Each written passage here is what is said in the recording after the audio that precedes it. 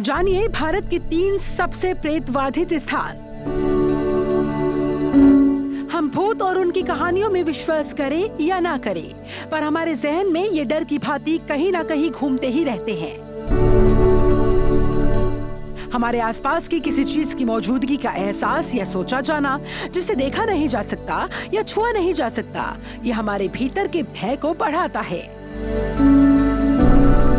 कुछ के लिए रहस्यमय और प्रेतबाधित कहानियां सुनने और अनुभव करने के लिए रोमांचकारी होता है, जबकि कुछ के लिए ये काफी भयावह साबित होता है।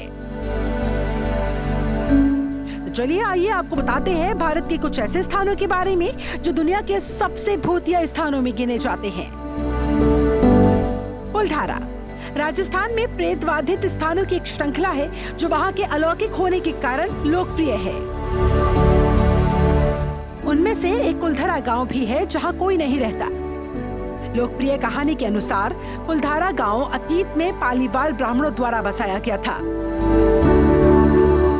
लगभग 200 साल पहले जैसलमेर के सलीम सिंह का दीवान, जो एक शराबी था, उसकी दुर्गति के लिए जाना चाहता था। उसने घोषणा की थी कि वो गांव के मुखिया की बेटी से शादी करना चाहता है और अगर उसकी इच्छा से इनकार किया जाता है तो वो उस पर भारी कर लगाएगा। जिसके बाद ऐसी किसी भी घटना को रोकने के लिए ग्रामीणों ने एक रात में ही कुलधारा छोड़ने का फैसला किया। लेकिन जाने से पहले उन्होंने इस स्थान पर श्राप दिया कि अब कोई भी कुलधारा गांव में नहीं रह सकेगा।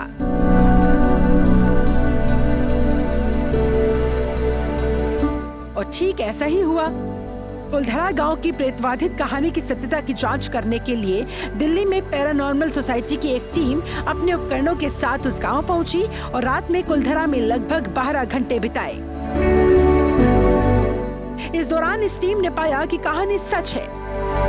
विशेषज्ञों ने गांव में असामान्य गतिविधियों को देखा, उन्होंने अस्पष्ट आंकड़ों को देखा। वास्तव में कई लोगों ने कहा कि उन्होंने कुछ आत्माओं को सुना, उनके नाम भी बताए।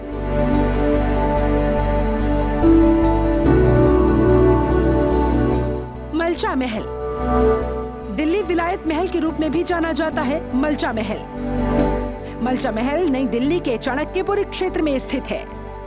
इसे फिरोज शाह तुगलक ने बनवाया था। ये स्थान विलायत महल नामक एक राजकुमारी को दिया गया था, जिसने अवध के शाही परिवार के वंशज होने का दावा किया था। अंग्रेजों द्वारा उसकी संपत्ति पर कब्जा करने के बाद वो बेघर हो गई थी।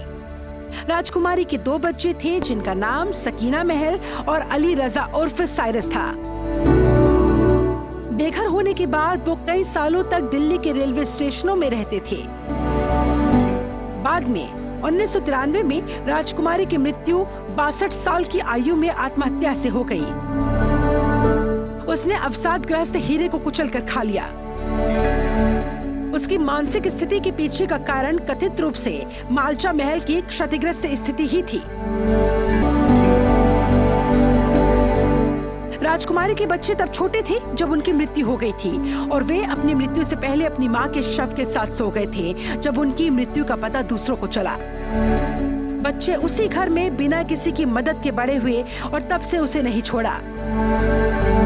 वे किसी अन्य जीवित आत्मा के साथ बातचीत किए बिना वहां रहना जारी रखते हैं। लोग आश्चर्य करते हैं कि ये दोनों मनुष्य बिजली और पानी जैसी बुनियादी आवश्यकताओं के बिना भी इतने लंबे समय तक यहाँ कैसे जीवित रहे। आज तक मालचा महल के वंशज वहां रहते हैं और केवल काले वस्त्र पहनते हैं। वे किसी से बात नहीं करते और इस जगह के बाहर एक बोर्ड लगा रखा है जिसमें स्पष्ट रूप से कहा गया है कि अत्याचारियों को गोली मार दी जाएगी। प्रतिबंधित क्षेत्र होने के कारण यहाँ कोई भी नहीं जाता है। मुकेश मिल्स मुंबई के कोलाबा क्षेत्र में मुकेश मिल्स भी असामान्य अनुभव के कारण प्रसिद्ध है। 1870 के दशक में जब कपड़ा मिलें खोली गई और अच्छी हालत और स्थिति में थी, तो जहाज लोडिंग और अनलोडिंग के लिए यहाँ डॉक करते थे। 1980 के दशक के आसपास यहाँ एक अस्पष्टीकृत आग लग गई और मुकेश मिल्स को इस हालत में छोड़ दिया गया। ये जगह बॉलीवुड के निर्देशकों के बीच काफी लोकप्रिय है। विभिन्न फिल्मों के दृश्य यहाँ पर शूट किए गए हैं। उन शूटिंग के दौरान विभिन्न अभिनेताओं और चालक दल के सदस्यों ने कुछ डरावना अनुभव भी किया है।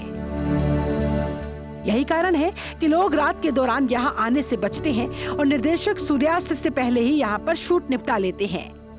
विभिन्न लोगों ने कथित तौर पर कहा है कि उन्होंने मुकेश मिल्स में एक अजीब आवाज सुनी और यहाँ तक कि लोगों की चीजें भी यहाँ से गायब हुई हैं।